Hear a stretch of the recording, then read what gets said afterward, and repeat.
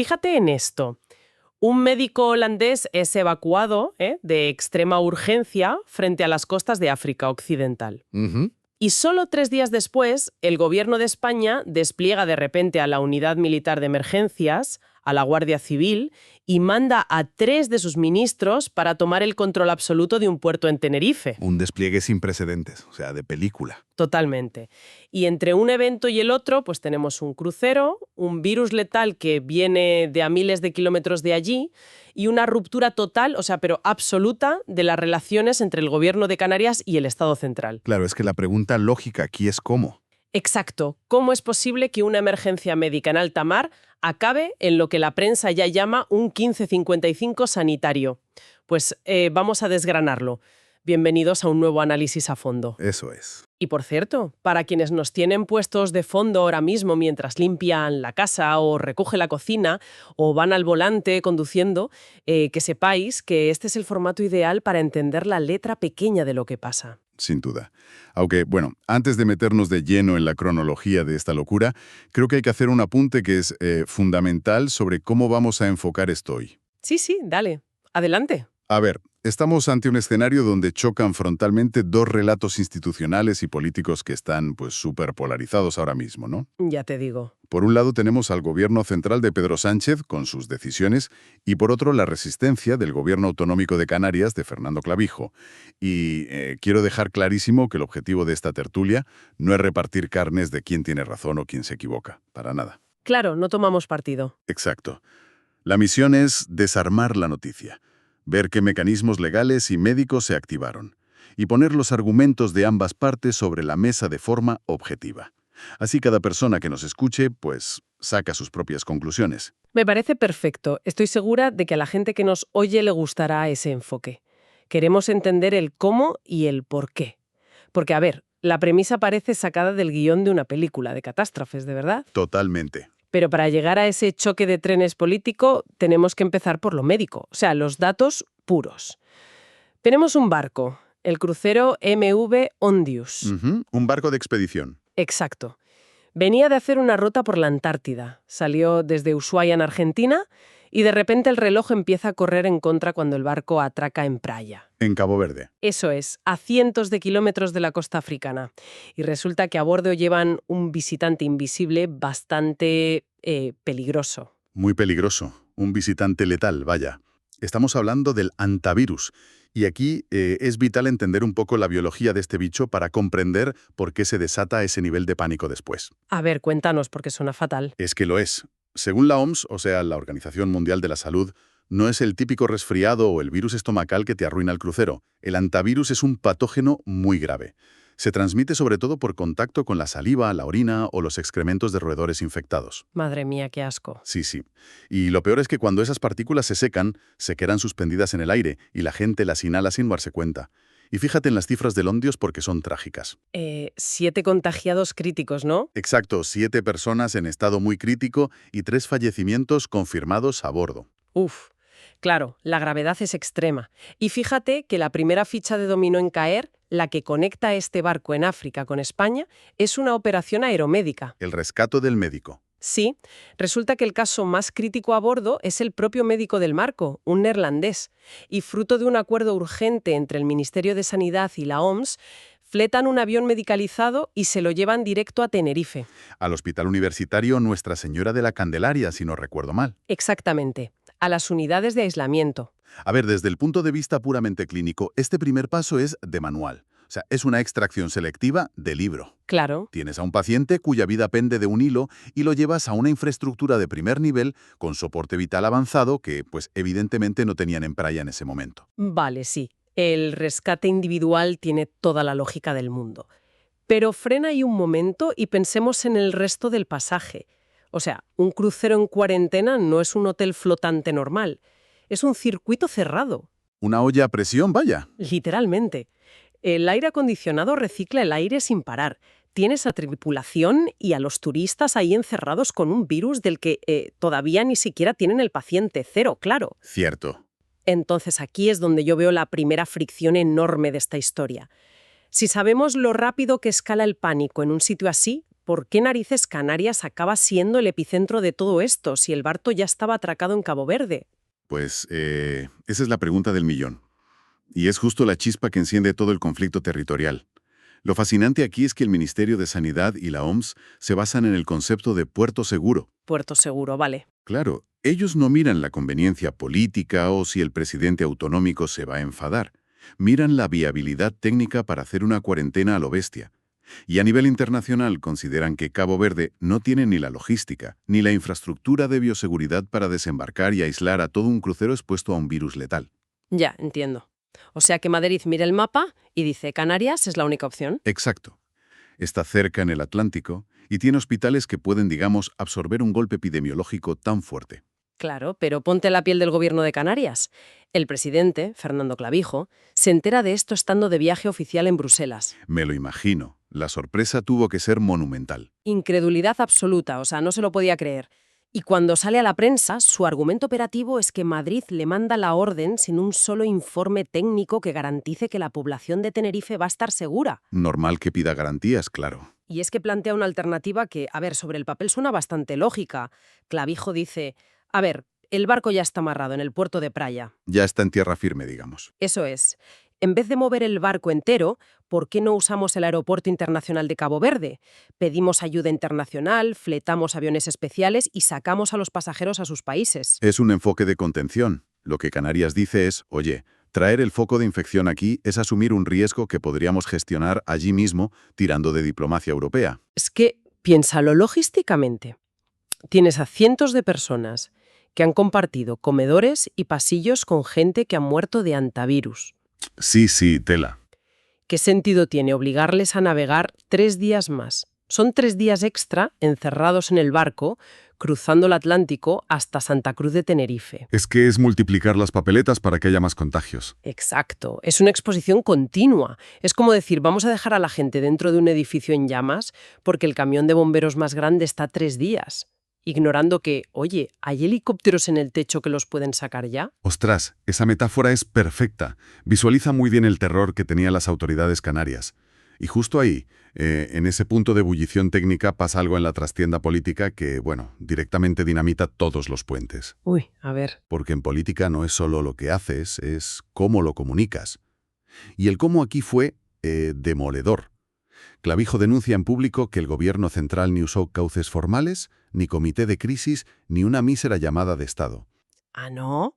¿Y cómo se lo dijeron? Pues afirma que la ministra de Sanidad, Mónica García, le avisó de que un barco con un virus letal iba hacia sus islas con un mensajito de WhatsApp a las tantas de la madrugada. Espera, ¿un WhatsApp de madrugada? O sea, en plan, oye, que te mando un barco con un virus mortal, un saludo. Tal cual. Es que cuesta asimilar que una alerta de bioseguridad internacional te la despachen por la misma vía por la que quedas para tomar unas cañas. Es de traca, fíjate, porque en la administración pública las formas lo son todo. Si te mandan un texto de noche, sin informe, sin protocolos adjuntos, la comunidad autónoma lo percibe como una deslealtad tremenda. Totalmente. El mensaje que le llega a Canarias no es vamos a coordinarnos, es la decisión ya está tomada, te aguantas y te aviso. Y en un estado descentralizado como España, eso es garantía de desastre. Desde luego. Y mirad, llegados a este punto de máxima tensión, con este salsea del WhatsApp y el choque de trenes a punto de ocurrir, vamos a hacer una pequeñísima pausa. Muy necesaria. Sí. Para quienes estéis disfrutando de cómo desgranamos estos enredos, que son tela, y os guste aprender cómo funcionan los engranajes del poder, pues este es el momento perfecto para que le deis al botón de like, os suscribáis al canal y compartáis esto con alguien a quien le apasione la actualidad. Eso es, que no cuesta nada. Ese pequeño gesto, de verdad, es lo que nos permite seguir haciendo exploraciones tan a fondo y traer casos tan fascinantes como este. Así que, gracias por el apoyo. Bueno, y retomando esa tensión brutal por el mensajito de WhatsApp, hay que decir que Canarias no se quedó de brazos cruzados llorando en la prensa. No, liaron una buena. Exacto. Se montó un efecto dominó jurídico increíble. Canarias intenta frenar la llegada del Ondius, amparándose en que tienen que proteger su propia sanidad pública. Y ahí es cuando Moncloa dice, hasta aquí, y saca la artillería pesada. Artillería que tiene nombre, que es el artículo 299 del texto refundido de la Ley de Puertos del Estado y de la Marina Mercante, casi nada. Casi nada, sí. Y ojo al mecanismo de este artículo porque es un choque de jurisdicciones brutal. la tierra firme contra el mar. Claro. Este artículo le da al Estado, mediante la Dirección General de la Marina Mercante, un poder absoluto. Pueden ordenar el fondeo, el refugio o la entrada de cualquier barco que necesite auxilio o sea un peligro. O sea que si el problema flota en el agua, Madrid manda. Exactamente. La ley dice que da igual lo que opine la autoridad autonómica de la tierra firme a la que el barco se va a amarrar. Si está en el agua, decide el Estado. Y vaya si decidieron. Es que la aplicación de la ley no fue nada sutil, ¿eh? Pasamos del boletín oficial del Estado a una escena en el puerto de Santa Cruz de Tenerife que, te lo juro, parece de un thriller geopolítico. Sí, sí. El despliegue fue asombroso. Aterrizan 3 ministros del Gobierno central de golpe, despliegan a la Guardia Civil al instante, entra la UME, la Unidad Militar de Emergencias, con todos sus camiones y efectivos. Y apartan a los locales, ¿no? Totalmente. Apartan a la seguridad local y la Policía Portuaria Estatal acordona todo el perímetro. La Comunidad Autónoma de Canarias queda completamente marginada en su propia casa. El control logístico y hasta las ruedas de prensa se dirigen desde Madrid por control remoto. Es que aquí es donde la cosa se pone realmente interesante a nivel político. Si conectamos esto con el panorama general, entiendes por qué en los pasillos del gobierno canario empezaron a usar un concepto durísimo. El famoso 155 sanitario. Exacto. Recordemos que el artículo 155 es el botón nuclear de la Constitución, el que suspende la autonomía, como pasó en Cataluña en 2017. Claro, son palabras mayores. Jurídicamente no aplicaron ningún 155, usaron la ley de puertos, pero el impacto psicológico fue idéntico. En Canarias sintieron que Madrid había pisoteado el artículo 148 de la Constitución, el de las competencias autonómicas. Y ministros a tu territorio para corregirte en público delante de toda España. Es una humillación institucional. Madrid tenía el mazo jurídico de la ley de puertos, sí, pero ejercerlo, anulando a la administración local, fracturó toda la cooperación. Y las consecuencias fueron nefastas para gestionar la crisis real. Clavijo no se cayó una. Salió diciendo que el gobierno quería ridiculizarle a propósito y buscar gresca en vez de ayudar. Y eso generó un caos de información enorme. Absoluto. Se supo que Marruecos rechazó ayudar con unas operaciones. Mientras Madrid lidiaba con eso, los cabildos insulares de Canarias, que gestionan cada isla, estaban en la inopia. No sabían nada. Madre mía. El Ejecutivo Autonómico se quejaba de que los protocolos para bajar del barco a los pasajeros cambiaban cada 5 minutos. Los hospitales canarios no sabían a qué atenerse, si tenían que preparar 10 camas o 50. Y esto nos plantea una pregunta importantísima. Cuando tienes una desgracia médica enorme, la respuesta solo funciona si todas las instituciones están sincronizadas. Si no, es imposible. Claro, si dejas de confiar en la otra parte y los ves como rivales políticos, en lugar de compañeros de rescate, pues el sistema colapsa en el caos más absoluto. Y ese es el mayor drama, de verdad. Porque a la gente de a pie, si hay una amenaza epidemiológica, le da exactamente igual quién tiene la competencia del muelle o qué partido está en la Moncloa. La gente quiere soluciones y seguridad. Solo quieren ver coordinación y un plan claro.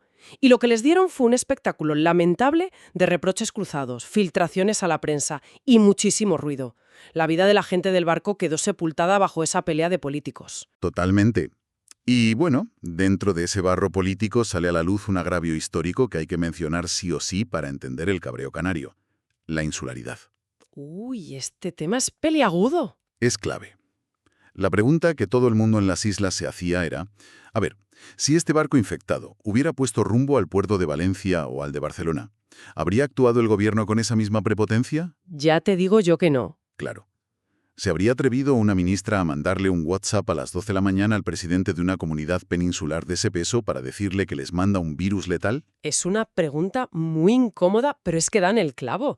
Subraya ese sentimiento histórico en Canarias de que desde la península se les trata como una región de segunda. Que se les escucha poco, vaya. Exacto, que por estar lejos se imponen las cosas por la fuerza y el tacto institucional directamente pues desaparece. Refleja esa percepción de asimetría. Y el daño de sentirte así es profundísimo. Que te despachen con un mensaje de texto y militares para callarte la boca, esa herida no se cura el día que el barco se va. Para nada. Entonces, a ver, ¿qué significa todo esto si atamos los cabos? Lo que empezó con un roedor y un pasajero en la Antártida ha acabado siendo un escáner que muestra todas las grietas del Estado autonómico en España. Tal cual. Nos ha enseñado que tener la ley de tu lado no significa que tengas razón en cómo gestionas las cosas. Gobernar es convencer y coordinar, no solo mandar y aplastar al otro. Esa es la clave de bóveda del asunto. A corto plazo el operativo funcionó, porque el Estado sacó el rodillo, pero el coste a largo plazo es incalculable. La confianza entre el Estado y Canarias está ahora mismo hecha cenizas, y reconstruir eso va a costar años. Sin duda, ha sido tela repasar cómo las costuras del poder pueden reventar por un solo mensaje en el peor momento. Sí, sí. Y mira, antes de cerrar el análisis de hoy, quiero dejar una última idea flotando, para que la gente le dé vueltas luego. A ver, dispara. Hemos hablado mucho del desgaste político en España, pero si damos un paso atrás, ¿qué precedente internacional sienta esto? Buena pregunta. Si cada vez que un barco tiene una emergencia sanitaria grave, se va a convertir en un arma arrojadiza, y los gobiernos locales van a ir a la guerra legal para no aceptar a los enfermos. ¿Hacia dónde vamos? Hacia una crisis de derechos humanos, vamos. Exacto. Llegará un día en que el miedo al desgaste político sea tan salvaje que ningún puerto del mundo querrá rescatar un buque infectado. Dejarán a los pasajeros a la deriva en medio del océano por puro cálculo electoral. Ostras, qué perspectiva más escalofriante. Pero fíjate, es la conclusión lógica viendo lo que ha pasado aquí. Buscábamos salvar vidas de forma segura y la burocracia y la falta de tacto lo convirtieron en un campo de minas. Así es. Pues muchísimas gracias por desgranar todo esto con tanto detalle. A quienes habéis estado escuchando, recordad que estos espacios son para que los exploréis a vuestro ritmo, limpiando, conduciendo o en el sofá. Nosotros nos despedimos por hoy. Hasta el próximo análisis a fondo. El placer ha sido mío. Un saludo a toda la gente que nos ha escuchado. Y nos vemos en la próxima exploración.